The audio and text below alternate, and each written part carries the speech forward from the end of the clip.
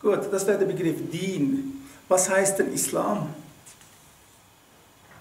Was heißt Islam? Wie würden wir Islam definieren? Ja? Also Islam bedeutet Unterwerfung. Unterwerfung.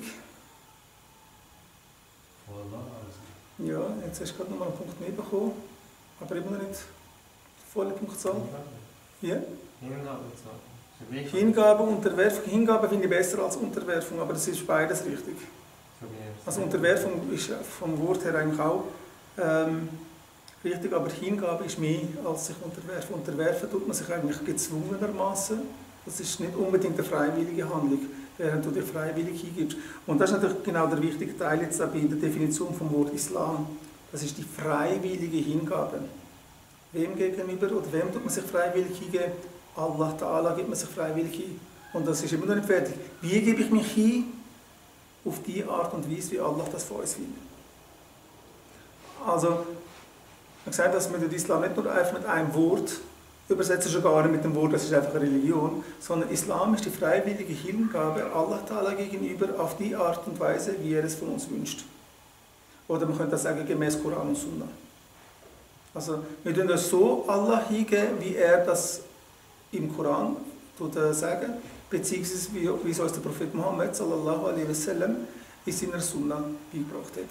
Das ist ganz wichtig, weil das heisst, wir können nicht einfach uns Allah hingeben, wie wir das wollen. Wir können vielleicht Sachen ein bisschen mehr machen oder es ist eine gewisse Freiwilligkeit dabei, ich kann Sachen sagen, das mache ich nicht. Aber ich kann nicht eine eigene Art finden, wie ich Allah dienen will. Und wenn ich das mache, kann ich dem nicht mehr Islam sagen. Weil dort ist der Islam ganz streng. Also wir geben uns Allah hin, und zwar voll und ganz, aber so, wie Allah das will. Nicht so, wie wir das wollen. Das ist wichtig. Weil es gibt viele Menschen, die versuchen sich ihre Religion, also quasi eine individuelle Religion zu machen. Also man will sein Leben nicht dem Islam anpassen, sondern man passt den Islam im eigenen Leben an. Das heisst, ich tue Allah so dienen, wie ich will, nicht wie er will. Und das ist eigentlich, es kann sein, dass man mit dem auch ans Ziel kommt, Allahu Alem, aber das ist nicht das, was Allah ihm vorgesehen hat, das ist nicht Islam. Vielleicht noch zum Wort, die Wurzel von Islam ist ja SLM, also Salam. Und wenn wir die linguistische Bedeutung anschauen von diesem Wort, also wenn wir jetzt in einem Wörterbuch anschauen, es gibt eben zwei Bedeutungen von einem Wort. Es gibt eins rein das Wort selber, das will ich jetzt im Duden anschauen, was kommt denn? Und da gibt es immer eine fachspezifische Anwendung oder eine fachspezifische Bedeutung. Das heisst, das gleiche Wort in einem anderen Fachgebiet, in einem anderen Zusammenhang kann etwas anderes bedeuten.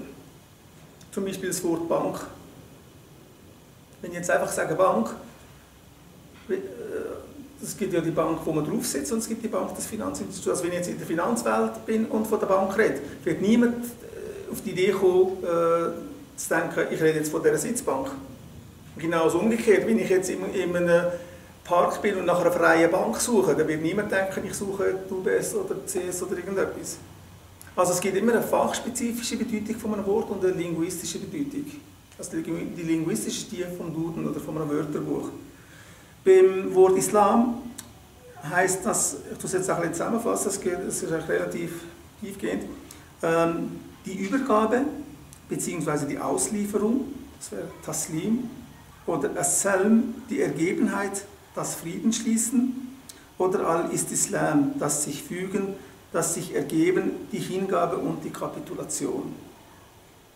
Und die fachspezifische Definition, also wie wir es jetzt, wenn wir über den Islam als Religion oder eben als unsere Lebensart reden, ist die Definition, wie ich es vorher schon gesagt habe, die bewusste, freiwillige Hingabe und Ergebenheit Allah subhanahu wa ta'ala gegenüber auf die von ihm im Koran und in der Sunna übermittelte Art und Weise. Und da gibt es zwei Ebenen. Die eine ist die spirituelle Ebene, das ist die nicht sichtbare Ebene. Das heißt, ich tue mich Allah hingeben, aber das bedingt zuerst etwas, das bedingt nämlich zuerst die Erkenntnis, dass es Allah überhaupt gibt. Also ich kann mich eigentlich nur dann jemandem oder etwas hingeben, wenn ich weiß, dass es das gibt. Das heißt, ich muss zuerst mir Gedanken darüber machen und das wird dann das sein, was auch in den nächsten Lektionen dann kommt, die Frage, gibt es Allah oder wie erkenne ich, dass es Allah gibt? Woran kann man wissen, dass es Allah auch wirklich gibt? Also haben wir den Glauben einfach übernommen, wie das unsere Mütter und Väter gesagt haben, oder gibt es ein bisschen mehr als nur das? Also die spirituelle Ebene ist die Folge von der Erkenntnis. Also wir haben selber erkannt und entdeckt, Allah Ta'ala gibt es. Und haben das Ganze bewusst verinnerlicht. Verinnerlichen heisst, wir haben es in unserem Herz so verankert, dass egal wer kommt und was sagt, wir von dieser Überzeugung nicht mehr abzubringen sind. Wir werden dann später über das Wort Iman reden, aber erst nächstes Mal. Da kommt das nochmal. Und die profane Ebene, profan heisst also die weltliche Ebene, wenn ich mich Allah hingegeben habe, innerlich, wo ja nicht sichtbar ist, dem muss aber auch gewisse Taten folgen. Also wenn ich mich wirklich Allah hingegeben habe, auf die Art und Weise, wie er das von uns will, ist das immer verbunden mit Taten. Also meine Hingabe muss sich reflektieren, wie das jetzt hier benutzt wird, das Wort. Also die inneren Überzeugungen vom Iman müssen sich durch unsere Handlungen reflektieren. Das heisst, der innere Iman, also die innere Überzeugung ist vielleicht nicht sichtbar, aber durch das, wie ich mich verhalte oder wie ich mich benehme, wird das sichtbar. Aber das kann auch vorgetäuscht sein. Also alles, was äußerlich ist, können wir nicht wirklich wissen, ist es echt oder nicht. Weil es gibt ja die Monalfak, also die Heuchler, die vortäuschen, etwas zu sein, wo sie nicht sind. Und mit Taten kann man auch etwas vortäuschen. Nichtsdestotrotz kann man aber die effektive innere Überzeugung nur mit den äußeren Taten auch wirklich bestätigen. Oder den anderen vermitteln. Also das ist ganz einfach gesagt, ohne Salah, wenn jetzt einer sagt, ich muss das Gebet nicht machen, ich muss nicht fünfmal am Tag mich gegen Mekka wenden und zu Allah beten.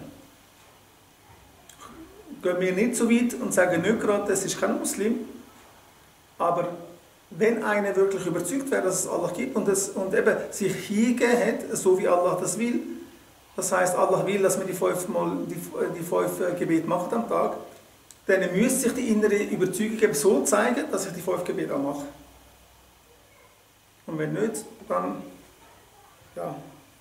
Es gibt Rechtsschulen, die dann ganz klar sagen, einer, der bewusst Salah nicht macht, ist kein Muslim. Die hanifitische Rechtsschule geht nicht so weit, aber andere sind da ganz klar.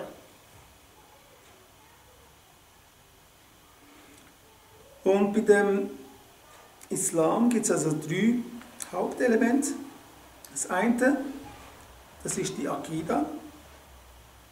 Aqida, das sind die Iman-Inhalte. Also Aqida ist die Lehre über das, worüber wir überzeugt sind. Also, unser Glaubensmanifest eigentlich. Also an was haben wir Iman? Von was sind wir überzeugt? Das wäre die Aqida, das ist eine Richtung, das ist also ein Wissenszweig. Aqida, dann die Scharia, wo vielmals falsch dargestellt wird, einfach nur als das Gesetz des Islam. Die Scharia ist eigentlich die Summe von allen praxisbezogenen Geboten, Rechten und Pflichten. Also Scharia ist alles das, was mit Tun zu tun hat. Also das Gebet, Zakat zahlen, Hajj machen, aus Fasten. Also alles, was man mit Machen tut, also die Pflichten, die ein Muslim hat, was er muss machen, das ist alles Scharia. Ja. Aber dann gibt es auch ein Scharia-Gesetz, oder? Ja, natürlich. Und schlussendlich, wenn es ein Gebot ist das schon ein Gesetz. Oder ein Gebot heisst, du sollst etwas machen. Und das ist im Prinzip ein Gesetz. Aber wir dürfen das Gesetz nicht so vorstellen wie das ZGB, wie das Zivilgesetzbuch oder wie das OR, das Obligationenrecht. Sondern die Scharia tut uns nur sagen, das musst du so machen und so müssen wir es machen. Oder das darfst du nicht machen. Aber der Islam besteht noch aus mehr als nur das. Die ganze Thematik, wie ist Allah, was ist Allah, an was für einen Allah glaube ich überhaupt? Hat Allah eine Form, hat Allah einen Ort? Sitzt er auf irgendeiner Woche? Oder nicht? Oder? Das ist Aqida. Das sind Iman-Inhalte.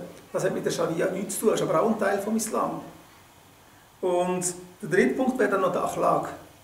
Das ist die Moral und die Ethik, wo eigentlich jede andere Religion auch kennt, aber das ist vielleicht das, was hier im Westen am meisten verloren gegangen ist. Moral und Ethik. Und die drei zusammen ergeben dann eigentlich als Ganzes dann der Islam. Akida, das ist innerlich nicht wirklich sichtbar.